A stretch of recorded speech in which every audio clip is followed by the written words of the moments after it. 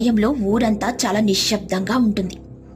ఇంతలో ఘల్ ఘల్ అంటూ ఊరిలోకి ఒక దయ్యం అడుగు పెడుతుంది.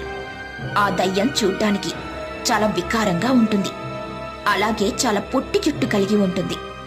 దయ్యం క్షణాల్లో ఒక సాధారణ స్త్రీలా మారిపోయి రమ్య ఇంటి తలుపు తడుతుంది. ఈ సమయంలో ఎవరు తలుపు తడుతున్నారు? అసలే ఇంట్లో ఆయన కూడా లేరు. అడ్డు బద్ధకంగా నిద్ర లేచి వెళ్లి తలుపు తీస్తుంది. బయట ఒక అందమైన అమ్మాయి నిలబడి ఉంటుంది. నా పేరు కల్పన. నేను ఊరూరా తిరిగి అక్కడున్న దేవాలయాలను దర్శిస్తూ ఉంటాను. ఇవాళ మీ ఊరికొచ్చాను. చాలా ఆలస్యంగా మీ ఊరిలోకి అడుగు పెట్టాను. ఇవాళ రాత్రికి మీ ఇంట్లో నాకు ఆశ్రయాన్నివ్వండి. అలా ఆ అమ్మాయి దీనంగా అడగడంతో రమ్య కాదు అని అనలేకపోతుంది. రమ్య సరే అని అనడంతో కల్పన ఇంటి లోపలికి అడుగు పెడుతుంది. కల్పన